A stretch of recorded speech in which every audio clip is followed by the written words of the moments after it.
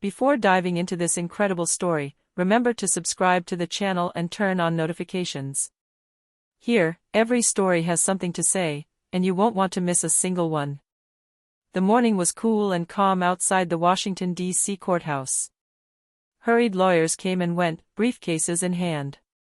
But amidst this commotion, a white police officer named Eric Sanders, newly assigned to the security post, watched the area with a stern eye.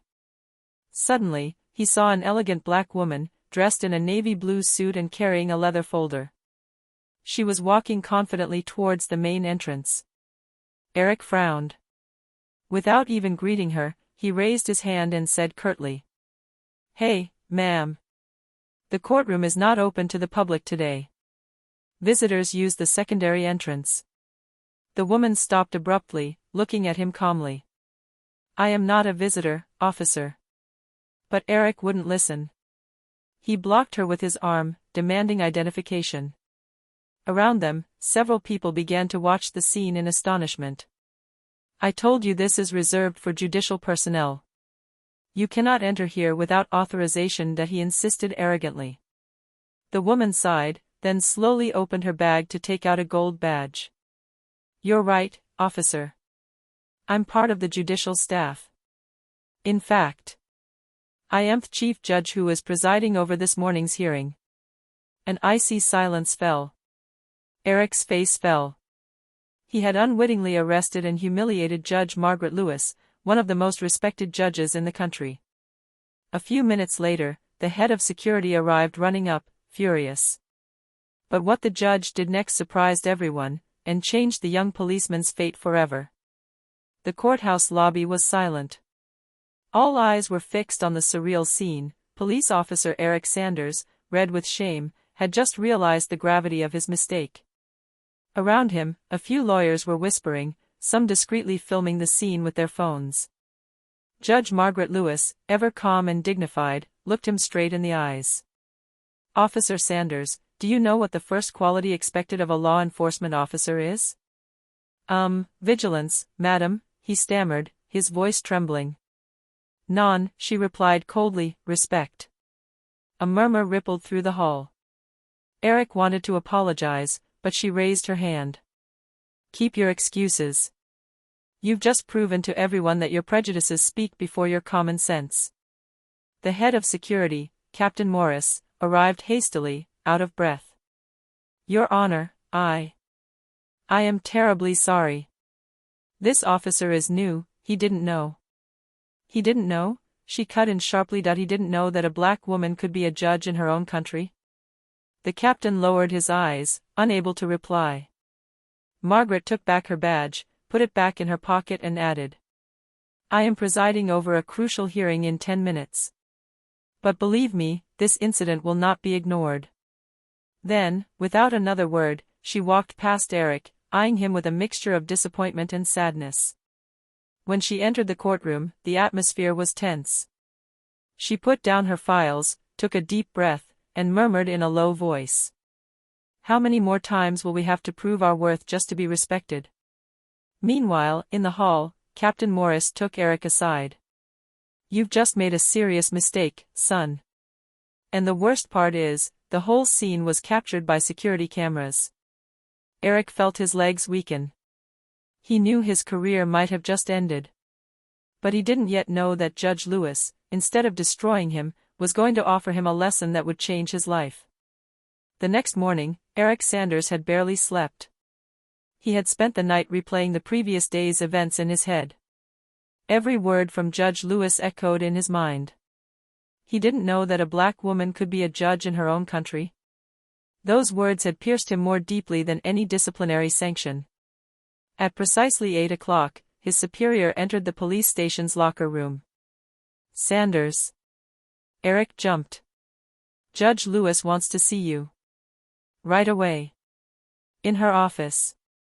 The young police officer felt his heart stop. He knew that this summons could mean the end of his career. He went to the courthouse, his steps hesitant, his hands sweaty. Upon entering the judge's office, he discovered a spacious, understated, and elegant room.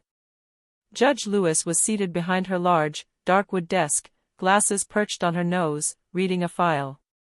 Without raising her head, she said calmly, "Close the door, Officer Sanders." He obeyed, nervously. After a long silence, she put down her papers and fixed him with a piercing gaze. "Tell me, officer, why did you act that way yesterday?" "Your Honor. I just wanted to do my job. I didn't know who you were." "That's not the point," that she cut in sharply. "Why did you assume I didn't belong there?" Eric felt shame burning in his throat. I don't know. Maybe I judged too quickly." "Exactly," she said, "and what you did yesterday is what millions of people suffer every day because of this same reflex." She slowly stood up and approached him. "You humiliated someone for no reason. But I'm not going to have you fired." "No." Eric looked up, surprised. "Madam? I still believe that some mistakes can become lessons. You will accompany me for an entire week to my hearings, meetings, and visits. You will see justice from the inside. And perhaps, you will understand what it truly means to serve and protect." He was speechless. You're giving me a second chance?" "No, Officer Sanders," she replied, giving a slight smile, "that I'll give you one reason to change." The following Monday, at dawn, Eric Sanders appeared at the courthouse. This time, he was not wearing his usual uniform. He had traded his rigid appearance for a simple shirt and a notebook in his hand, ready to learn, as Judge Margaret Lewis had demanded. When he entered the courtroom, she greeted him with a simple nod. "Sit back, officer. Observe. Listen. And above all, feel." The first case of the day involved a young black man accused of car theft. The prosecutor argued vigorously, but as soon as the defense spoke, Eric felt the tension shift. The boy, barely 20 years old, was trembling. His mother was crying silently at the back of the room. Margaret Lewis, upright and calm, questioned the prosecutor. "Is there any physical evidence linking this man to the vehicle?" "Not directly, Your Honor. Only an eyewitness." "Only one witness?" she repeated, raising an eyebrow. The prosecutor hesitated. "Yes, Madam Judge." After several minutes, the truth came out: the witness had been mistaken. The young man wasn't even in town that day. Eric felt a shiver run down his spine. If it hadn't been for that judge, that boy could have ended up in prison for a crime he didn't commit. During the break, the judge turned to Eric. "Did you see?" He nodded, moved. "Yes, madam. Without you, he would have been convicted. That's what I'm trying to make you understand, officer. Justice isn't just a matter of law. It's a matter of perspective. When you look at people through the lens of prejudice, you lose sight of the truth." In the days that followed, Eric attended other hearings, cases of abuse, discrimination, and police violence. Each testimony, each glance, each tear made him understand a little more the impact of his actions. One evening, as he was leaving the palace, he walked next to the judge. "Madam Lewis?" "Yes? I think I finally understand. What I did wasn't just a professional mistake. It was a human wound." The judge looked at him for a long time, then placed a hand on his shoulder. "And recognizing that, Officer Sanders, is the first step towards true justice." A few weeks later, Eric's learning program came to an end. Under the supervision of the Judge Margaret Lewis, he had seen realities he could never have imagined. But he didn't know that life was about to change. Put it to the test. This Friday morning, Eric was on duty at the entrance of another judicial building. The atmosphere was calm, until a black woman, in her 50s, arrived with a young girl in a wheelchair. They approached the security post. Another police officer, Officer Grayson, a colleague known for his harsh tone and arrogance, stopped them abruptly. "Sorry, madam, access is restricted to staff. You must go through the back." "But we have an appointment with Judge Miller, it's urgent," replied the woman politely. "I told you it's reserved. Don't you understand English?" Grayson launched into it contemptuously. Passers-by began to stop. Eric, who was observing the scene from a distance, felt anger rising within him. It was like reliving his own mistake. He approached calmly. "Grayson, please let them through." "What business is it of yours, Sanders?" replied the other, annoyed. "You want to give me lessons now?" Eric remains firm. "Yes. Because I've been in your shoes.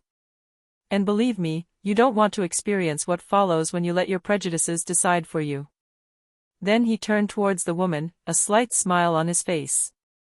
"Madam, please excuse us for this incident. Allow me to personally escort you to Judge Miller's chambers." Officer Grayson, stunned, watched his colleague walk away with the two women. A few moments later, the station chief arrived and learned what had happened. Grayson was immediately suspended for discriminatory behavior. Later that day, Judge Lewis learned the news. She summoned Eric to her office. "I heard about what you did this morning," she said with a discreet smile. "I only did what you taught me, madam." "No, Officer Sanders. You did better, you turned the lesson into action." She stood up, held out her hand and added, "Respect is the first form of justice. You have just proven it." Eric squeezed his hand, deeply moved.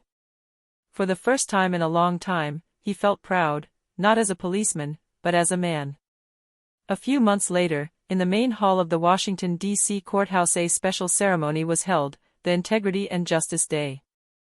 Judges, lawyers, police officers, and law students had come to hear a highly anticipated speech, that of the Judge Margaret Lewis. Under the spotlights, she stepped up to the podium, straight and dignified as always. His gaze swept across the crowd, then paused for a moment on a familiar face, that of Eric Sanders, standing in the front row, in impeccable uniform. She took a shallow breath before beginning. "A few months ago, an incident occurred right here, in front of this palace. A young officer arrested a judge, not because she was breaking the law, but because her appearance did not match his idea of power." A murmur rippled through the room. Eric lowered his head, moved. This man could have lost his job. "But I firmly believe that justice, true justice, is not meant to destroy, but to correct, to help people grow." She paused, her gaze full of emotion. Today, this same officer proved that he understood what many forget: justice does not begin in a courtroom. It begins in the heart. Applause erupted throughout the hall. Judge Lewis smiled, then added, "When we learn to see beyond color, status, or appearances, we finally begin to see human beings. And it is at that moment that society progresses." At the end of the ceremony, Eric discreetly went on stage to thank her. "Madam Judge, you have changed my life." She simply replied, "No, Officer Sanders. You chose to change it yourself."